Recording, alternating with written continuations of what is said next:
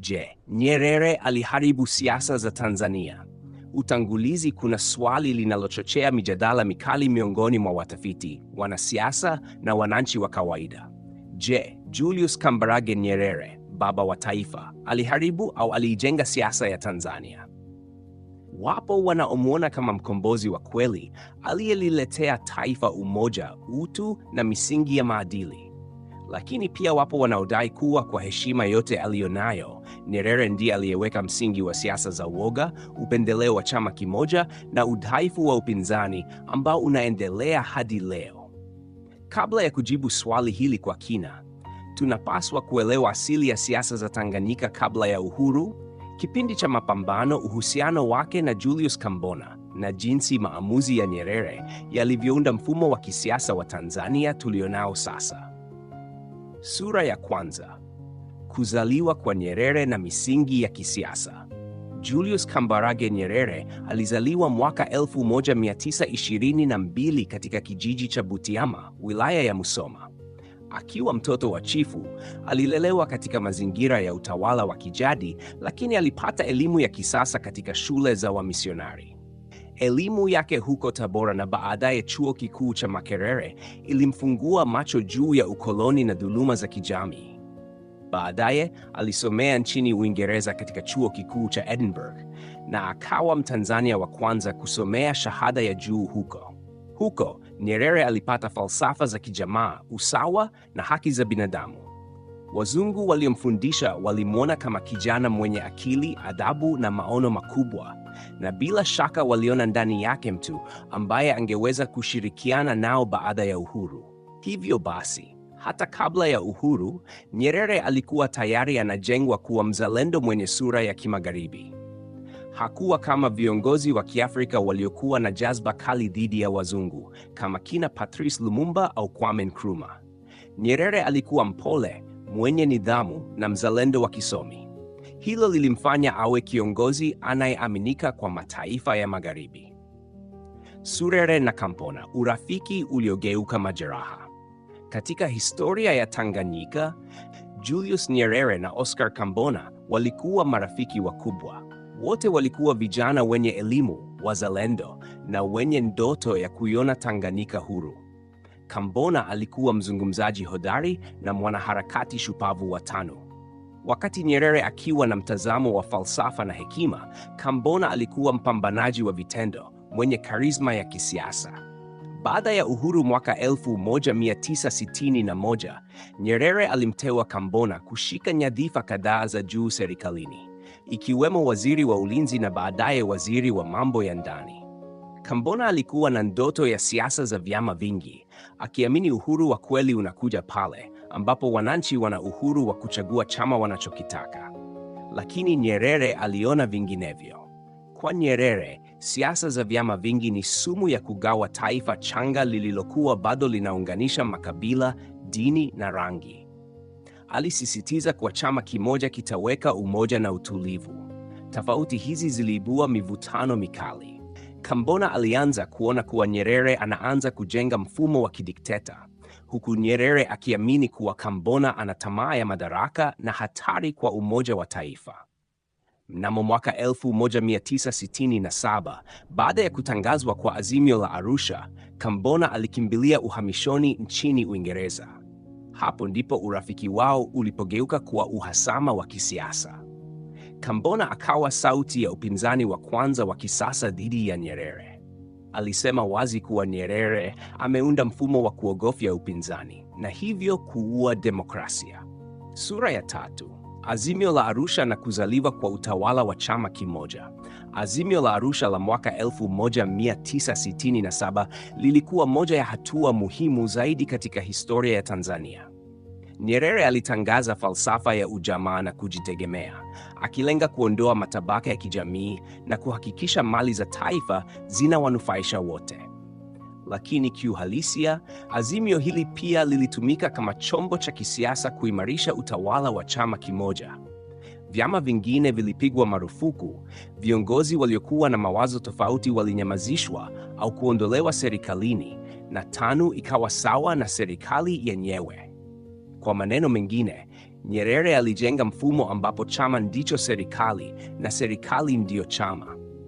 Hali hii ilifanya uwepo wa upinzani kuwa usio halali, na hata wananchi waliokuwa na mawazo mbadala walihesabiwa kama wasaliti. Wakosoaji wanasema kwamba huu ulikuwa mwanzo wa maisha ya kisiasa ya hofu, ambapo watu waliogopa kusema kinyume na chama. Hii ilipandikiza mbegu ya siasa za kuogopa mamlaka, jambo ambalo linaendelea hadi leo. Sura ya 4. Ujamaa, ndoto njema iliyochafuliwa na uhalisia. Nyerere hakuwa dikteta wa damu kama Idi Amin au Mobutu, lakini alikuwa dikteta wa kiitikadi. Aliamini katika falsafa yake kwa kiwango cha imani. Alitaka kila Mtanzania aishi katika vijiji vya ujamaa, ashike jembe, na aamini kwamba usawa ni bora kuliko utajiri wa mtu mmoja mmoja. Lakini ujamaa uliharibu motisha ya wananchi kufanya kazi kwa bidii. Mashamba ya kijiji hayakuwa ya mtu binafsi, na hivyo hakuna aliyejisikia kuwajibika. Uchumi ukaanza kudorora, uzalishaji ukaanguka, na utegemezi kwa misaada ya nje ukaongezeka. Mataifa ya Magharibi, hasa Uingereza na Marekani, yaliona fursa ya kumdhibiti Nyerere kupitia misaada ya kibinadamu na mikopo. Hivyo, wakati Nyerere akitangaza kujitegemea, kwa vitendo alikuwa anategemea misaada ya kibepari. Ndipo baadhi ya wachambuzi wakaanza kusema, Nyerere hakuharibu tu uchumi, bali aliharibu siasa na fikra za kujitegemea. 5. Nafasi ya Nyerere katika kujenga CCM. Mwaka 1977, vyama viwili vikuu vya Tanganyika na Zanzibar viliungana na kuunda Chama cha Mapinduzi. CCM kilijengwa juu ya falsafa ya ujamaa na maadili ya Nyerere. Hata hivyo, uundaji wake ulihalalisha zaidi siasa za chama kimoja. CCM kikawa chama pekee kilichoruhusiwa kufanya kazi nchini. Viongozi wa upinzani walinyamazishwa na vyombo vya dola vilitumiwa kuhakikisha hakuna anayeweza kuibua sauti ya upinzani. Hata baada ya Nyerere kung'atuka urais mwaka 1985, urithi wa mfumo huu uliendelea. Chama kilikuwa na nguvu kuliko mtu binafsi. Uchaguzi ulifanyika, lakini matokeo yalikuwa yamepangwa kwa mfumo ulioundwa tangu enzi za Nyerere. Kupaa kwa upinzani, vingunguni vya mabadiliko. Miaka ya 1990, baada ya mabadiliko ya dunia na kuanguka kwa ukomunisti, Tanzania ililazimika kufungua mlango wa siasa za vyama vingi. Mwaka 1992, mfumo huo uliruhusiwa rasmi, lakini upinzani haukuota mizizi imara. Hii ni kwa sababu kwa zaidi ya miaka 30, wananchi walikuwa wamelelewa kuamini kuwa CCM ni sawa na taifa. Vyama kama NCCR Mageuzi, CUF, baadaye Chadema na ACT Wazalendo vilijitokeza, lakini vikaendelea kukabiliana na urithi wa mfumo wa Nyerere, mfumo wa hofu, taasisi dhaifu za kidemokrasia na utii wa vyombo vya dola kwa chama tawala. Kwa maneno mengine, upinzani wa leo unaishi chini ya kivuli cha Nyerere. Sura ya 7. Kambona na upinzani wa sasa. Ulinganisho wa kihistoria. Oscar Kambona, akiwa upinzani, aliwakilisha sauti ya ujasiri na mageuzi. Aliona mapema kuwa siasa za chama kimoja zingesababisha taifa lisilo na uwajibikaji. Kwa namna fulani, viongozi wa upinzani wa sasa kama Freeman Mbowe, Zitto Kabwe au Tundu Lissu wanabeba urithi wa Kambona, kupigania uhuru wa kweli wa kisiasa ndani ya mfumo uliojengwa na CCM. Lakini tofauti kubwa ipo. Kambona alipingana na Nyerere wakati taifa likiwa changa, huku upinzani wa leo ukipambana na chama kilicho na zaidi ya nusu karne ya uzoefu, mtandao na rasilimali. Sura ya 8. Urithi wa Nyerere katika siasa sasa. Leo, miaka zaidi ya 20 tangu kufariki kwa Nyerere, mwaka 1999, bado jina lake linatawala mazungumzo ya kisiasa. CCM inaendelea kutumia urithi wake kama nembo ya uhalali. Kila mgombea wa CCM anapozungumza, lazima amtaje Nyerere kama kielelezo cha maadili na uadilifu. Hata hivyo, wachambuzi wanaona kuwa jina la Nyerere linatumika kama kifaa cha kisiasa kuhalalisha mfumo wa chama kimoja uliobaki na sura ya demokrasia ya karatasi. Upinzani ukihoji udhaifu wa serikali, mara nyingi huambiwa, Hivi ungependa Nyerere angefanya hivyo? Kana kwamba baba wa taifa hakuwa binadamu bali kanuni ya milele isiyohojiwa. Hivyo kwa namna fulani, siasa za leo zimefungwa katika kivuli cha mtu mmoja aliyefariki zaidi ya miaka 20 iliyopita. Je, Nyerere aliharibu au alijenga? Swali hili linabaki kuwa na pande mbili. Kwa upande mmoja, Nyerere alijenga taifa lenye umoja, amani na utambulisho wa kitaifa. Alizuia migogoro ya kikabila tofauti na mataifa kama Kenya, Rwanda au Kongo. Hii ni sifa kubwa isiyoweza kupuuzwa, lakini upande wa pili alitumia umoja huo kama kisingizio cha kuwa utofauti wa kisiasa. Kwa kufanya hivyo, aliua roho ya mjadala wa kidemokrasia, akatengeneza mfumo wa woga unaoendelea hadi leo.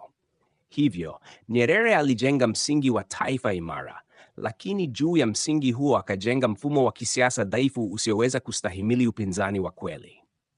Sura ya 10. Urithi wa kisiasa wa CCM na upinzani wa kesho. CCM leo imekuwa zaidi ya chama, ni taasisi ya kihistoria. Inajiona kama mmiliki wa uhuru wa Tanzania. Imeweza kubadilika kidogo, kujipenyeza katika kila kizazi na kutumia urithi wa Nyerere kama silaha ya kisiasa. Wakati huo huo, upinzani bado unapambana na hofu, ukosefu wa rasilimali na mfumo wa uchaguzi unaopendelea chama tawala. Lakini kizazi kipya kinaanza kubadilika. Vijana wanahoji zaidi, wanajifunza kupitia mitandao ya kijamii na wanatamani Tanzania yenye mjadala wa kweli. Hawa ndio kambona wapya wa zama hizi, wanaoamini kuwa uaminifu kwa taifa haupaswi kumaanisha utii kwa chama. Hitimisho: urithi wa Nyerere na mustakabali wa Tanzania. Je, Nyerere aliharibu siasa za Tanzania? Jibu ni gumu. Ni ndio na hapana kwa wakati mmoja. Ndio kwa sababu aliweka mfumo wa chama kimoja uliodhoofisha upinzani na mjadala wa wazi. Lakini hapana kwa sababu aliweka misingi ya amani, utu na uzalendo ambayo imeifanya Tanzania kuwa miongoni mwa mataifa tulivu zaidi barani Afrika. Hivyo basi, kosa la Nyerere si ubaya wa moyo, bali ni matokeo ya zama alizoishi. Alijenga taifa kwa maono ya kijamaa katika ulimwengu uliotawaliwa na nguvu za kibepari na vita baridi.